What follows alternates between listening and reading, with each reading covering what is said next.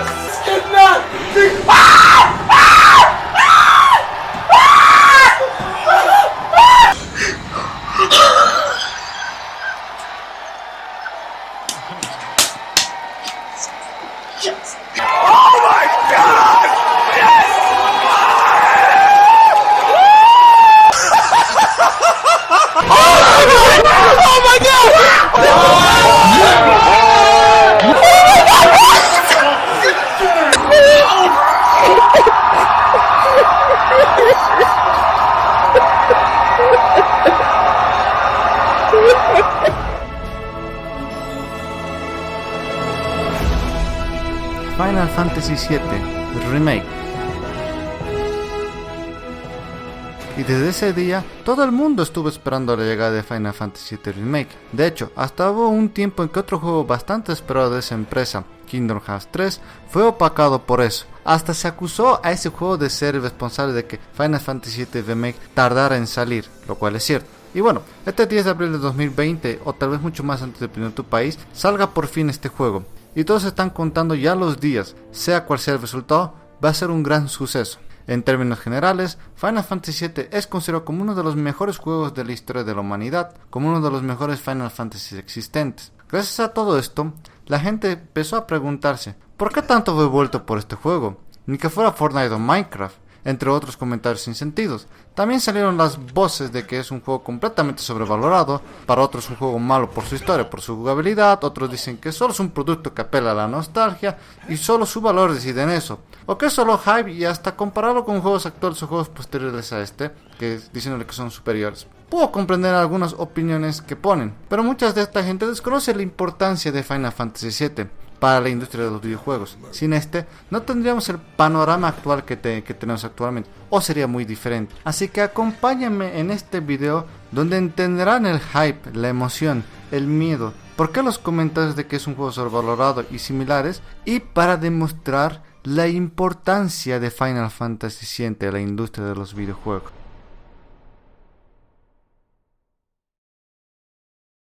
Primeramente tenemos que ponernos en contexto histórico para entender el porqué de su importancia. Es bastante el contexto, para ser franco. Así que volvamos al pasado. Década de los 90. Gran parte de los gruesos de la generación millennial empiezan a nacer. La ESA nace junto con ella L3. La quinta generación de consolas llegó, terminando con ella la generación de los 16 bits, que tuvo un largo tiempo de vida con grandes glorias y buenos recuerdos de por medio. Y Nintendo aplastó a Sega en la guerra de los 16 bits, en especial en Estados Unidos. Así que Nintendo empezó a hacerse dueño del mercado de los videojuegos, y esto generará dos eventos importantes. 1. Nintendo lanzaría una consola con Sony, la primera en leer CDs, siendo esta la unidad de almacenamiento portátil más importante de esa década, pues todo apuntaba a que la licencia sería fructífera, y esto se anunciaría en la CES del 1991.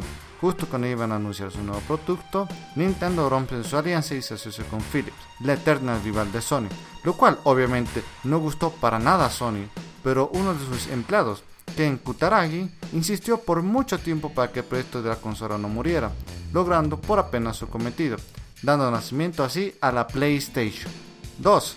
Nintendo era bastante abusiva a la hora de hacer contratos para lanzar juegos en su consola, no por la cuestión de calidad, sino por exclusividad y libertades creativas, lo cual molestó a muchos desarrolladores. Sumando a que iba ganando constantemente Sega la guerra de consolas, Nintendo empezó a crecer dueño de los videojuegos.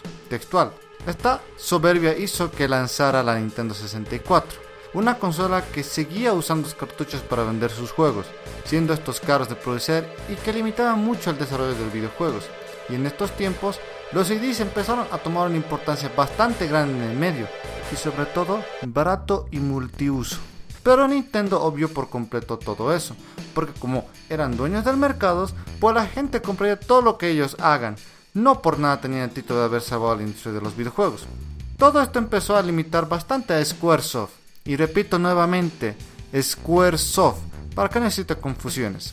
Bueno, volviendo al tema principal, esta empresa empezó a experimentar con uno de sus puntos de ventas importantes para la quinta generación de consolas, los gráficos en 3 dimensiones o comúnmente llamado 3D, pero la Nintendo 64 no podía cumplir con las ambiciones y nuevos requerimientos para sus nuevos juegos. Simplemente la consola no era capaz de poder aguantar toda la visión de Hironobu Sakaguchi, Yoshiro Kitase y otros del equipo encargado de crear el nuevo Final Fantasy. Pero llegó una solución. Una consola que podría cumplir con todos los requerimientos de desarrollo, la PlayStation. Pero esto llevaría un costo alto para la compañía, de renunciar a Nintendo, porque sería una traición a su socio más indispensable para vivir, y su trato de exclusividad hacía que si querías lanzar un juego fuera de Nintendo, no vuelvas a lanzar para ellos, exceptuando de los que ya estaban en desarrollo obviamente, así que Squaresoft se arriesgó. Y esos fueron los dos sucesos importantes para el nacimiento de este juego. Pero antes de continuar, muchos se preguntarán, ¿por qué hice mención constante a PlayStation y Nintendo? Con Nintendo creo que ya dejé las cosas claras, pero con PlayStation no tanto. Muchos se preguntarán, ¿acaso soy un fanboy de la consola para darle tanta visibilidad en este ensayo? Pues no, la PlayStation jugó un papel demasiado importante en esto. Y no estoy exagerando o algo que quiero engrandecer. Sony jugó un gran papel en el desarrollo de este juego. Fue la compañía que le dio la plataforma para poder crear este juego, además de un gran soporte de marketing para Final Fantasy VII. Pero vamos primeramente por partes. ¿Qué era PlayStation en esos tiempos? Sony lanzó la PlayStation en 1994, su primera consola. Entró al mercado como una novata de los videojuegos, obviamente. No tuvo la confianza inicial del público ni de las demás desarrolladoras. ¿Para qué tenerlo si tenían a Nintendo? Que por cuestiones generales, la Nintendo 64 producía de igual forma 3D. Tenían al mercado en la palma de su mano y tenían a muchas IPs a su disposición para mantener viva la consola. Sin ir más lejos, Mario 64. ¿Por qué demonios apostar por Sony? A pesar de eso, Sony empezó a armarse su camino en esta industria. A pesar que tuvo unos aciertos muy buenos como Crash Bandicoot, Ace Combat, Tomb Raider o Resident Evil, su catálogo inicial no era bueno. De hecho, muchos juegos son olvidables o no hay registros de esto. Viendo esto, la consola estaba destinada a pasar lo mismo que Sega, perder contra Nintendo, tanto económicamente y de relevancia. Pero no pasó eso. Las demás desarrolladoras empezaron a ver el potencial de la PlayStation y fueron con ella, dando los frutos deseados por estas compañías. Como ejemplo, Capcom se arriesgó a lanzar una de sus obras cumbre en la novata, Resident Evil, siendo un total éxito. Tomb Raider salió y fue un éxito total, y así la lista sigue. Pero todos estos juegos podrían haber salido en la Nintendo 64 sin problema alguno, pero no lo hicieron. ¿Por qué? Simple, porque la consola no rendía para estos juegos. ¿Recuerdan que dije que Nintendo decidió sacar una nueva consola con cartuchos en vez de CDs? Ahí tienen un motivo. La consola no tenía la capacidad de almacenamiento para poder aguantar a los juegos mencionados anteriormente, y porque producir cartuchos era muy caro comparándolos con los CDs, fáciles de conseguir, fáciles de producir y muy baratos. Esto se debió obviamente a la soberbia de Nintendo. De hecho, para meter Resident Evil 2 en un cartucho tuvieron que hacer milagros técnicos, textual. Otro punto importante fue las restricciones creativas de Nintendo, ya que su filosofía estaba más destinada a niños y ser family friendly, algo que sigue promoviendo muchos de sus IPs. Y en esos tiempos, la empresa tenía mucho peso en las decisiones artísticas, porque para ese punto, un Resident Evil no era posible, o juegos con historias bastante serias. De hecho, un juego bastante querido y de nicho de la Nintendo 64, el Conquer Bad Fur Day, no era posible. Ese juego era pero muy diferente a lo que tenemos actualmente, y esto le costó a Rare no seguir desarrollando en Nintendo. Y también podían eliminar las posibles competencias de sus IPs, porque ellos eran la puerta principal para vender videojuegos en un mercado que ellos en teoría dominaban. ¿Ustedes creen que un Crash Bandicoot era posible en Nintendo? ¿Un juego que opacó en menor medida a Mario 64 en esos tiempos? La respuesta es obvia. En Nintendo 64, todo su catálogo son juegos en 3D, algunos 2.5D, pero esencialmente 3D. El 2D era casi inexistente para esa plataforma, pero la PlayStation permitía desarrollar tanto en 3D como en 2D. así que los ports no se hicieron esperar y varios juegos importantes como Mega Man, X4 o Mr. Driller fueron posibles, juegos que no salieron en la Nintendo 64. Ya podemos decir que Sony fue extremadamente importante para el desarrollo de Final Fantasy VII por lo que expliqué, pero también hay que ver un factor importante: ¿cómo estaba el RPG en ese tiempo? Era un género de culto, un género que no era comerciable, poca gente compraba estos juegos. De hecho, Final Fantasy llegó de una forma muy extraña a Estados Unidos. Para que entiendan, Final Fantasy IV llegó a Estados Unidos como Final Fantasy II. Los RPG no eran abundantes tampoco en el mundo, excepto en Japón. Ahí son bastante populares hasta el día de hoy. De hecho, muchos de los juegos considerados de culto salieron de ahí. Pero como dije, el género era de nicho y el mercado externo a Japón podría ser riesgoso, económicamente hablando. Por eso la localización de varios RPG no fue viable o posible. Nos perdimos juegos como Front Mission, por ejemplo. De hecho, toda la oleada de RPGs importantes salió en 1997 para adelante. Y hablando de ese año, Final Fantasy VII salió en un año muy importante, 1997, que por consenso general, el mejor año de los videojuegos. La era de oro de los videojuegos. Textual, no existe ningún año posterior a este que lo igualara o lo superara. 1997. Y ustedes se preguntarán, ¿qué tiene de especial este año? Pues es muy simple, salieron juegos que son íconos en sus géneros, revolucionándolos o siendo exponentes o engrandeciéndolos. Revolucionaron la industria de los videojuegos, cambiaron el mercado y levantaron nombres de empresas importantes en nuestros días. Solo vamos a nombrar algunos ejemplos: Tibia, Grandia, Tekken 3, GoldenEye 007, Fallout, Mega Man X4, Quake 2, Star Wars Jedi Knight, Dark Forces 2, Castlevania Symphony of the Night, Gran Turismo, etc.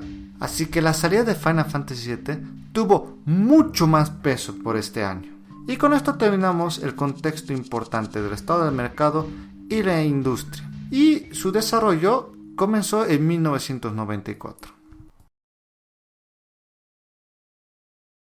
Este desarrollo no fue tranquilo, no señor, tuvo muchos cambios artísticos, como el mundo narrativo por ejemplo, que en su momento que se quería realizar en una Nueva York de 1999, con elementos de magia y una historia de detectives. ¿Suena bizarro para un RPG? Sí, pero al final fueron cambiados a futuro y varias ideas llevadas a otros proyectos, como Parasite Eve y Final Fantasy VIII. Pero el problema principal vino que el equipo de desarrollo estaba en otro proyecto involucrado, Chrono Trigger, y esto difuminó mucho la historia y la construcción de su mundo, además de pasar por un año el desarrollo del juego hasta 1995. Una vez cumplieron con sus deberes, Squaresoft dispuso un estimado de 120 empleados para desarrollar Final Fantasy VII, divididos en Japón y Estados Unidos. Un proyecto bastante grande para llegar a esos límites en esos años, porque una empresa AAA no tenía tanto personal asignado a un solo proyecto, muchas veces solo llegaba a los 50 como máximo, y en una sola sede, para que entiendan el contexto. Y la inversión para este videojuego fue legendaria para los estándares de ese tiempo, $40 millones, y la adquisición de equipos de alta calidad, computadoras Onyx de Silicon Graphics, computadoras que no estaban destinadas al desarrollo de videojuegos, pero que eran potentes en el sentido gráfico y computacional, siendo un precio estimado de $70,000 cada uno. Así que todo estaba servido y el desarrollo comenzó, y Nintendo vino con la Nintendo 64 y fue un sopapo grande para el proyecto. Ya dije los motivos anteriormente. Así que Squaresoft tuvo que romper relaciones con Nintendo y se fue con Sony, la cual ofrecía la plataforma ideal para el juego, porque para que Final Fantasy VII salga en la Nintendo 64, se tendrían que usar al menos unos 30 cartuchos de la Nintendo 64. Tan grande era el juego que la misma PlayStation tampoco podía almacenar todo el juego en un solo CD. Entonces Squaresoft tuvo que usar 3 CDs para poder sacar el juego adelante, lo cual implica más inversión en la parte física y en su fabricación. El juego pasó por duros retos, incluso fue escritura de último momento. Tenía mucho que perder, pero el juego siguió en desarrollo y Sony no dejó atrás a Squaresoft en ningún momento, ya que puso mucho, pero mucho esfuerzo en marketing en Final Fantasy VII para que todos sepan que existe y lo compren. Sony junto a Squaresoft no vendieron a Final Fantasy VII como un juego filosófico o un juego de RPG, lo vendieron como un suceso importante. Hicieron un marketing completamente diferente al de ese tiempo, que en esos tiempos era mostrar un poquito el gameplay y algún sketch animado para entretener, o un sketch de humanos para entretener y para que digas que compres el juego. Lo vendieron como si fuera una película del siglo. Si no me creen, les dejo uno de sus comerciales. The Beyond the edge of reality lies a story of ultimate conquest, a story of war and friendship, a story of a love that can never be, and a hatred that always was. And now, the most anticipated epic adventure of the year will never come to a theater near you. Final Fantasy VII. PlayStation. Sony hizo por igual una gran inversión de dinero y marketing. Todo estaba echado, solo quedaba esperar la fecha de lanzamiento, que fueron 3 fechas diferentes, dependiendo del continente donde se lanzó, y también hicieron una localización al español, aunque con errores ortográficos muy notorios y legendarios, pero todos se hicieron en 1997, y nadie se esperaba las repercusiones de esto. Pero para poder entender la magnitud de lo que supuso, también tenemos que ver un último punto, el juego en sí. Final Fantasy VII supuso un cambio generacional para toda la franquicia, además de cambio técnico en todos sus apartados, y tomó un rumbo muy diferente al estándar de la franquicia, rompiendo con muchas tradiciones de esta, que lo vamos a ir explicando a medida que pase este video. Y fue una apuesta arriesgada en cuestión de que se gustaría al mercado. Recuerden, el marketing nunca se enfocó en mostrar que es un RPG, sino que lo vendieron como si fuera una película y una gran entrega de ese año. Si el juego fallaba, entonces las cosas se pondrían grave para Square y Sonic. Así que todos los apartados del juego estuvieron en la mira. Y vamos a dejar una cosa muy en claro para los detractores, que este juego está sobrevalorado y gente que no le gusta esta entrega. El juego es muy bueno, no es perfecto, pero es muy bueno. Y ya con esta aclaración continúo. En el apartado artístico, la franquicia estaba muy arraigada a un estilo bastante vintage en su concept art, un tono de lápiz con acuarela. Se veía bien, daba mucha sensación de seriedad, como quería transmitir siempre los juegos, pero al pasarlos al juego en sí, perdían mucha de esa esencia, no porque la dirección artística sea mala, sino porque las limitaciones de la época no permitían plasmar toda la intencionalidad de la visión en el trabajo. La era de los 8 bits, por ejemplo, no permitió una caracterización completa, por no decir nula. En la era de los 16 bits, a pesar que se obtuvieron trabajos artísticos sobresalientes hasta nuestras fechas, no era suficiente para expresar todo el apartado artístico que se proponía. Todo eso cambió cuando llegó el 3D, pero también cambio de estilo artístico de la franquicia. Tetsuya Nomura, sí, ese tío que cagó Kingdom Hearts, nos gusta o no, es pero muy bueno en dirección artística y creación de personajes. Él fue el encargado de crear a todos los personajes del juego, pero Nomura no siguió la línea tradicional, sino usa un estilo más simple en el dibujo, donde se hace énfasis más al personaje, a su caracterización. Ustedes saben, mostrar sus cualidades en su estilo, sus rasgos de personalidad, en su apariencia, entre otros. La limitancia del pixel art desapareció, lo cual permitió poder expresar concept art mucho mejor. El juego manejaba 2 modelos de los personajes y enemigos, uno fuera del combate y otro dentro de este, donde el de fuera de combate se notaba que el trabajo estuvo hecho por alguien que recién entró a hacer modelado 3D, pero dentro del combate los modelos eran buenos y detallados, de calidad alta para ser precisos para el estándar de esa época. Y usaron fondos premeditados tanto para que el jugador se pueda mover, o sea en el mundo, como para las batallas, y jugaron mucho con eso. Ya saben, poner una imagen que simule ser todo el escenario y que los modelos vayan engrandeciéndose o achicando dependiendo qué tan lejos están de la cámara o qué tanta sensación de profundidad quieran dar.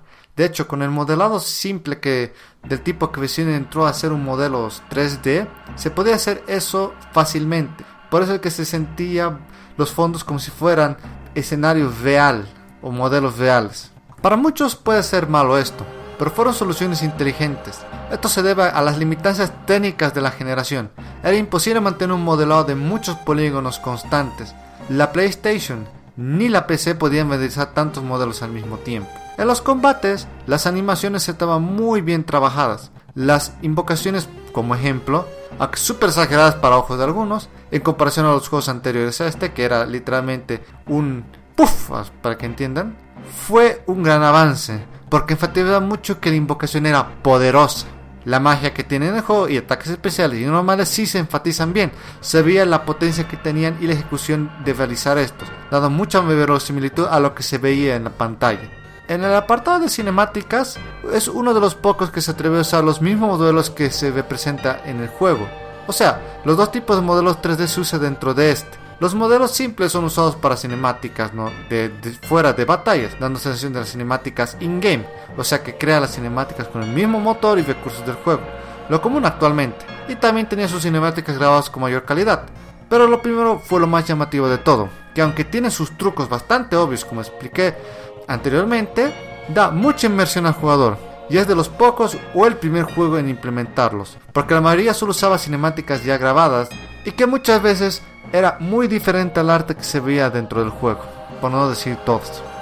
La música es uno de los apartados más sobresalientes del juego, ya no estaba limitado a la tecnología de 16 bits. Esto permitió a Nobuo Uematsu crear una banda sonora increíble, que hasta el día de hoy, más de 20 años, sigue sonando en el fondo de nuestros corazones, y demuestra lo tan bien compuesto que está todo el apartado sonoro del juego. A lo largo de todo este ensayo estuvieron escuchando varias piezas sonoras del juego como fondo musical, pero dejo algunas piezas a todo volumen para que puedan apreciarlo mejor.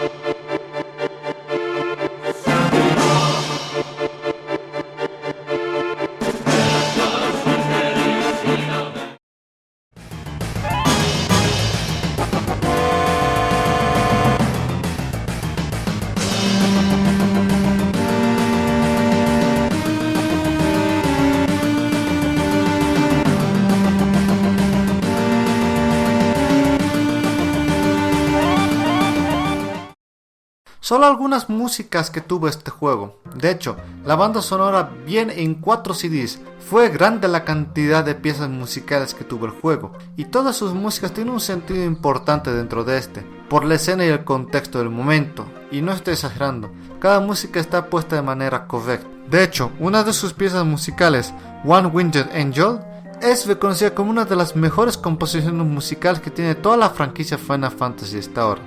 El sistema de combate era el tradicional de la franquicia, obviamente con modificaciones específicas para el caso, no hay ninguna novedad en eso, pero lo que sí fue novedoso en la franquicia, por así decirlo, fue el sistema de clases, el cual desapareció. Aunque algunos personajes tienen tendencias al ataque normal o mágico, no existe una clase definitiva para los personajes. Esto rompe con lo tradicional de la franquicia, para reemplazarlo con el sistema de materias, que cada una da habilidades mágicas o especiales, sea como el robar, el doble ataque, el daño elemental en ataques normales, la magia azul, por así decirlo, el doble uso de objetos, la mímica, usar una habilidad antes de morir y etc. Puedes asignar a los personajes como tú quieres estas habilidades, lo cual es una libertad bastante buena y te deja tener en tu team a los personajes que tú quieras, sin tener que pensar en su oficio y el impacto que podría generar en tu estrategia. Se puso varios minijuegos que para muchos puede ser algo garrafal y que cambia el concepto del juego y la franquicia, pero todo bastante alejado de la realidad. Estos minijuegos enfatizaron mucho en el contexto de los eventos, dando más inmersión en el juego, como el escape en motocicleta de Shinra, la parte del snowboard para llegar lo más rápido posible a la montaña donde está Sephiroth, el desfile para infiltrarse en el barco de Shinra, la emblemática carrera de Chocobos, o inclusive el duelo de Beach Slab de Tifa, como algunos ejemplos. Hay muchos más que hacen que el juego sea más inmersivo. Entrando en su mundo, esta entrega dejó por completo toda la ambientación de fantasía y medieval que la franquicia tenía. Por las dudas, sí sé que Final Fantasy VI tuvo un estilo steampunk y que hacía mucha mención a elementos de la segunda era industrial. La entrega tenía aún mucha influencia de fantasía, pero en Final Fantasy VII se desarrolla en un futuro bastante cercano al nuestro, tanto en la tecnología y sociedad, asemejándose mucho a la sociedad americana, dejando atrás toda otra fantasía medieval que la serie tenía. El concepto de la energía Mako y las materias está muy bien planteado, Aunque hay gente que no le gustó el concepto de las materias por las mecánicas del juego, nadie puede negar que le dio algo de innovación a las mecánicas e historia por igual. La corporación Shinra también está bien planteada dentro de la historia, dando motivación a la mayoría de los personajes, que a pesar que se pierde relevancia en cierto momento del juego esta organización, no deja de tener peso en el mundo y momentos cruciales suceden con ella, además de ser el catalizador para la trama de búsqueda que tiene constantemente ese trabajo, y la representación del corporativismo y la lucha por el medio ambiente. Jenova, a la que vamos a presentar como una entidad, es un elemento bastante importante en la historia, ya que genera todo el conflicto de Sephiroth, su accionar en el pasado, las investigaciones de Shinra y el deceso de los Cetras o ancianos. Tienen constantes referencias e importancia en la historia, además de enfrentarnos a este en múltiples ocasiones, partes por partes en sí, monstruos bastante interesantes en diseños al ser una entidad del espacio. Un detalle bastante importante es que después de que se convoca el meteoro, el mundo cambia. Se ve el cielo, la llegada del meteorito. La música del mundo se torna más seria y los diálogos de los NPCs cambian. Algunos desesperados por el fin, otros viviendo normal y otros pensando en por qué está sucediendo esto. Detalles simples, pero que hacen que el trabajo sea más serio e inmersivo. Los monstruos y enemigos van muy a la par de la época y la tecnología. Pasaron de soldados y máquinas de guerra o operaciones tecnológicas a bestias como dragones o lobos, enemigos característicos de la franquicia como los Cantuars, Chocobos, Malboros o los Tomberry, y así sigue. La selección es muy buena.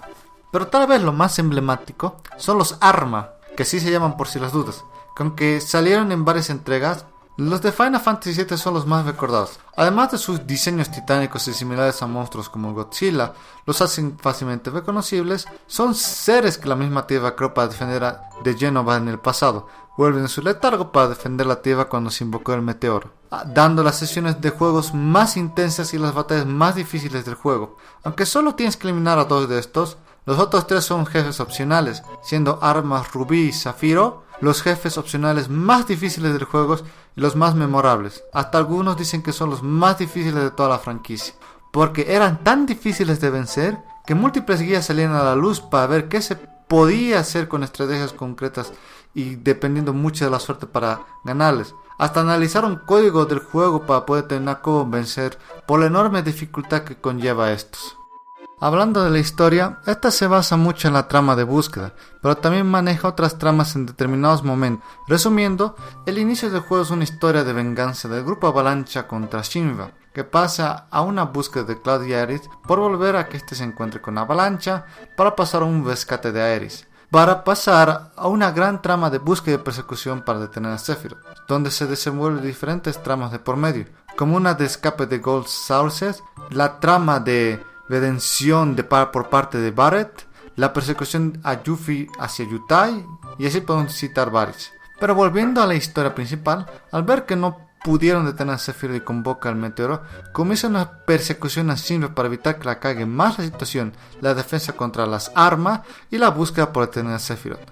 Obviamente esto hace que la historia sea muy complicada, más complicada que de otras entregas, porque desenglosa muchas tramas de por medio, aunque en contraparte, la historia hace mucho énfasis y desarrollo en los personajes que tienes control, lo cual aporta mucho, pero mucho al juego, hace que te encariñes con mayoría de este. Los desarrollan para entender el por qué son así, su aporte en la historia y cómo el juego te permite usar a cualquier personaje que quieras sin limitancia de las clases. Te dan toda la libertad de usar a los personajes que te agradan casi todo el tiempo. Así que la historia no es directamente el desenglose de esta y la evolución del personaje principal exclusivamente. La historia se toma muchas libertades para expandir su mundo, la inmersión y sus personajes.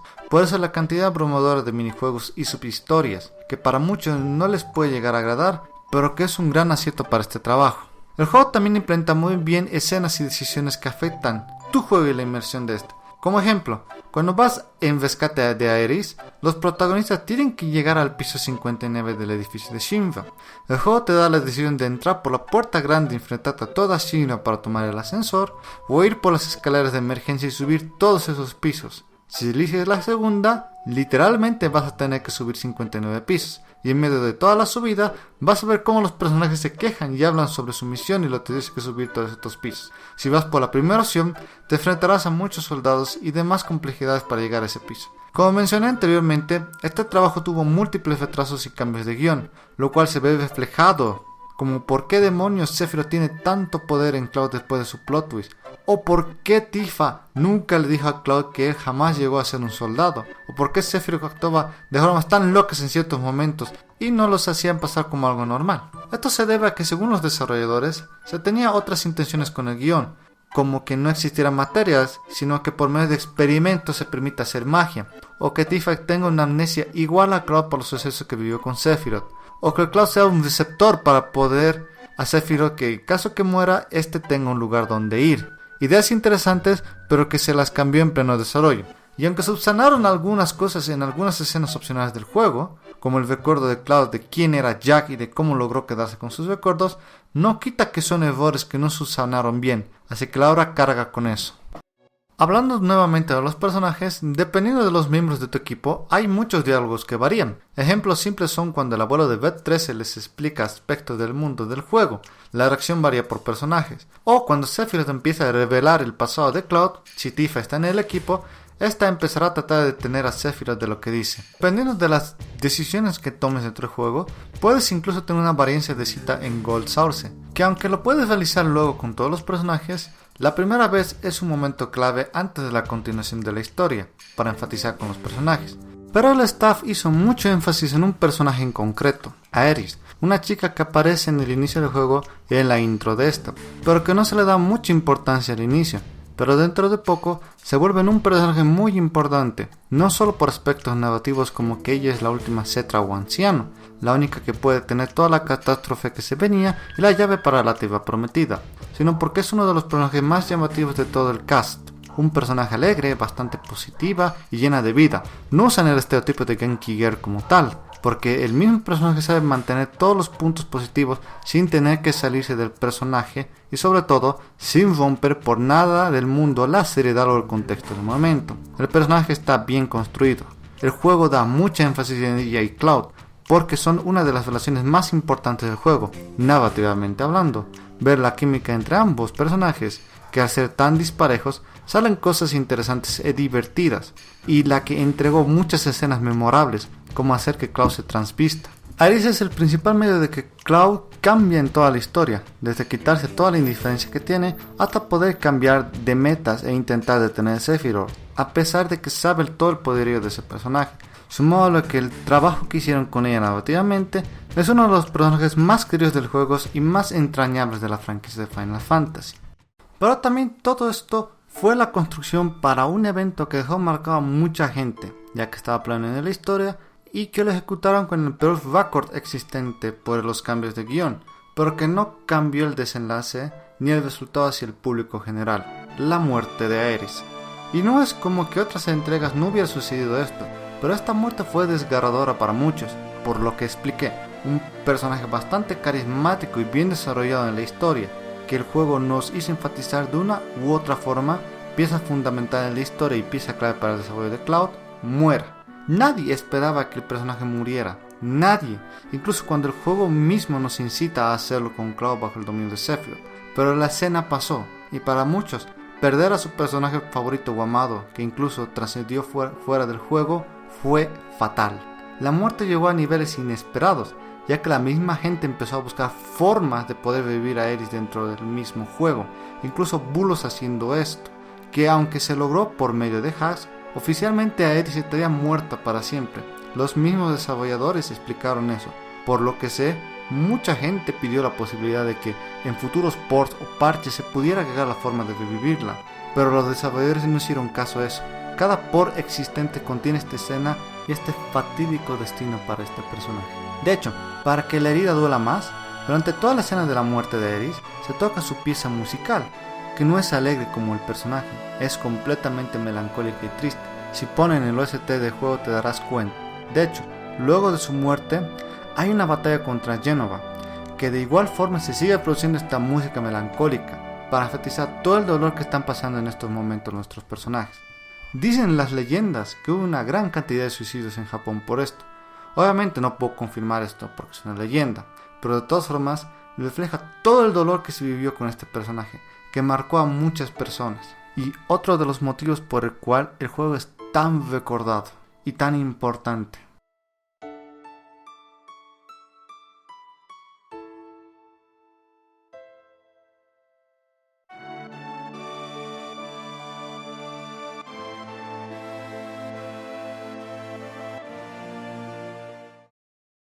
Y hay dos elementos narrativos más para hablar, que son dos personajes emblemáticos y por ende bastante criticados, Cloud y Sephiroth.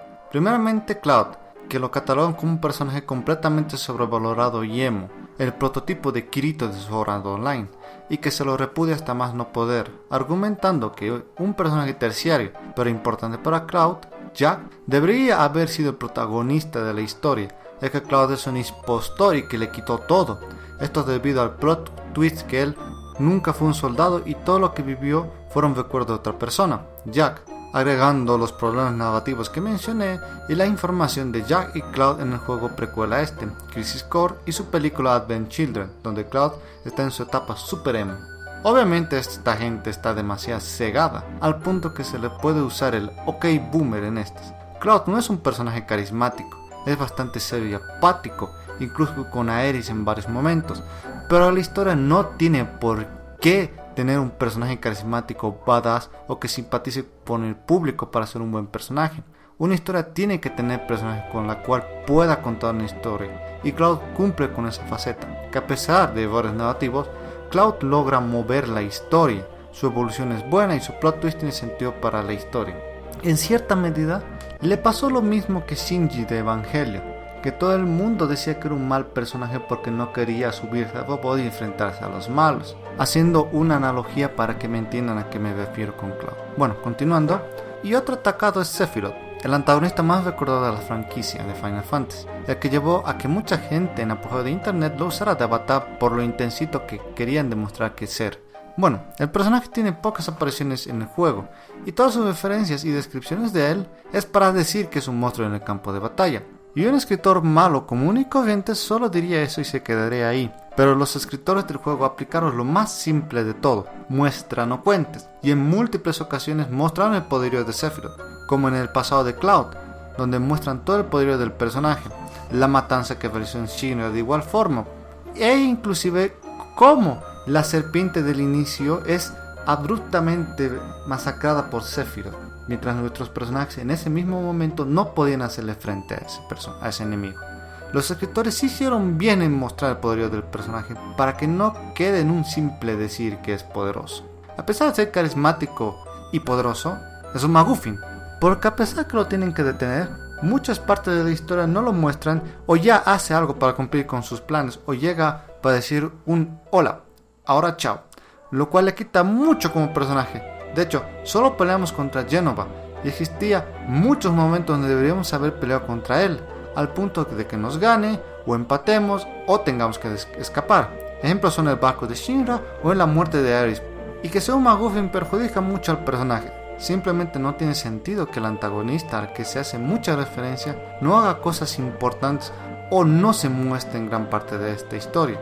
De hecho, luego del suceso de la montaña, donde invocan al meteorito, no volvemos a ver a Sephiroth hasta el final del juego, lo cual es desilusionante hasta más no poder. Mucho peor cuando ni siquiera nos enfrentamos a este personaje en el pasado. Y para finalizar este apartado del juego, su duración era mucho más de 40-60 horas. Con contenido extra que tiene, podría llegar a superar las 100 horas sin problema. Y todo este contenido no podía caber en solo un CD, así que requirieron vender el juego completo en 3 CDs, algo que nunca se había hecho en la industria de los videojuegos y que ya no se hace, porque encubre más gastos y tiempo de producción. Bueno, a pesar de tener errores narrativos, Final Fantasy VII es un muy buen juego, incluso excelente para los estándares de su tiempo.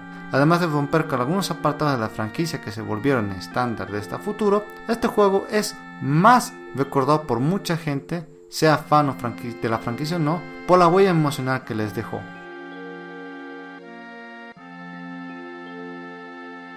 Final Fantasy VII se convirtió en un éxito total en cada región que llegó, no estoy exagerando. Un estimado de 11 millones de copias vendidas y con notas casi perfectas, entre 38/40, A+, 5 de 5 estrellas, 9.5/10, 10/10, y la lista seguía y seguía. e incluso sacaron un port para PC, que fue inferior por aspectos técnicos de esta, en especial en el aspecto sonoro. Recuerde que en esos tiempos la PC era de uso general, no existía el término PC gamer, pero eso es lo de menos. Su valor reside en las consecuencias que trajeron luego de su estreno, que cambiaron el rumbo de la industria de los videojuegos para siempre. Final Fantasy VII jugó un rol crítico para la PlayStation, ya que este juego fue quien puso en alto a la PlayStation ante el mundo como consola de entretenimiento superior. Aunque luego de este juego salieron otros muy importantes y aclamados, como Metal Gear Solid por ejemplo, no lograron hacer lo que Final Fantasy hizo. Sin este, lo más seguro es que la PlayStation tendría que haber batallado mucho más para alcanzar el mismo resultado que tiene ahora. O tal vez otro juego lo hubiera reemplazado, o tal vez ni siquiera esté en el estado actual que está ahora. Sin Final Fantasy VII, PlayStation no sería lo que es ahora. Aunque la consola, la PlayStation, ya empezó a tener múltiples desarrolladores en sus filas y crearon leyendas de por medio, luego de Final Fantasy VII, muchos publishers y desarrolladoras no solo pensaban dos veces antes de lanzar un juego, porque sabían a qué consola apuntar, lo cual quitó mucho mercado de desarrolladores a otras consolas, y por eso la salida descomunal de juegos de la PlayStation 2 fue un sopapo bien fuerte para Nintendo, uno del cual no se pudo recuperar, no solo porque perdió un socio importante, Squaresoft, sino porque Nintendo perdió una guerra contra una novata, y la punta de lanza fue este juego. A pesar de dominar el mercado en esa década, la Nintendo 64 pasó muy desapercibida gracias a la PlayStation y la remontada que generó con este videojuego. Y Nintendo así empezó a perder grandes títulos de terceros salgan en su consola, por su soberbia de no adaptarse a nuevas eras y de no permitir libertades creativas. Y esta derrota le persiguió por varias generaciones, lo cual quitó a Nintendo toda soberbia que tenía e hizo que adoptara una nueva filosofía de desarrollo, innovar hardware para innovar en el game design, la cual maneja hasta ahora, y de buscar otro mercado a dominar, el cual fue el portátil. También fue otro clavo para el ataúd de Sega en la fabricación de consolas, porque si Nintendo fue opacado, Sega sería mucho más. El contar historias en videojuegos pasó a ser un estándar gracias a Final Fantasy VII. También gracias a Final Fantasy VII, el RPG tomó una importancia muy grande en la industria como género de videojuego y en los compradores, ya que fue la puerta de entrada para muchos jugadores a este género. Aunque seguía siendo de nicho por un tiempo, la tendencia de que múltiples juegos empezaran a adoptar mecánicas de RPG y contar historias no pasó desapercibida. También hizo que múltiples juegos japoneses llegaran al continente americano, los comúnmente llamados JRPG. Gracias al éxito que tuvo Final Fantasy VII, podemos gustar de títulos muy importantes como Legend of Dragoon, Front Mission 3, el resto de Final Fantasy, Xenogears y etc. Pero también aperturas de juegos como Parsi, Eve o Dino Crisis tuvieron una gran aceptación gracias a esto, y permitió a Squaresoft sacar muchos títulos importantes de este género, y sus aportaciones hacen que desde mi punto de vista y también desde el punto de lanzamiento de varios juegos, sea la empresa más importante de desarrolladores de videojuegos de la década de los 90. Fue la puerta de apertura para muchos jugadores al mundo de los videojuegos, y toda la inversión de tiempo, dinero, recurso logístico, apartado sonoro, apartado visual, animación, producción en general, recursos humanos y recursos tecnológicos que se implementó para el desarrollo de Final Fantasy VII marcó una nueva tendencia de desarrollo para las empresas, ya que la barra de calidad que dejó no era fácil de rebasar en esos tiempos, aunque conllevó a que creciera la tendencia de que los juegos son caros de desarrollar y que se extendieran los tiempos de desarrollo, y el crunch en especial. Esto hizo que la industria subiera de nivel y salgan mejores juegos a futuros. Final Fantasy VII no hizo un cambio en un género, o su historia no se compara con la de otros juegos anteriores a este. Su gran importancia recae en lo que generó, lo cual cambió la industria de los videojuegos para siempre. Aunque hay varios juegos en 1997 que hicieron logros importantes, como Castlevania Symphony of the Night, poniendo el Metroidvania en el ojo público, no llegaron a hacer grandes cambios como Final Fantasy VII. Nadie se esperaba y que en esos años todo el éxito que lograría y todo lo que influenciaría a futuro. Podrán llamarlo todo lo que quieran a este juego, o decir cuán sobrevalorado está, pero simplemente su importancia no se puede tapar o minimizar, además de ser un buen juego o excelente juego para muchos. Es por esto que Final Fantasy VII es una vaca sagrada de la industria, un juego añorado y querido por millones de personas. Por eso el hype y el miedo por su remake, porque no se puede perder o arruinar una pieza importante de la historia de los videojuegos y de la industria en general. Ya en un par de días veremos los resultados de este remake, y estoy seguro de que estará en boca de todos por un buen tiempo, de que si estará bien adaptado, si cumple con las expectativas y principalmente si respeta su legado, porque no se puede hablar de industria de los videojuegos sin hablar de Final Fantasy VII.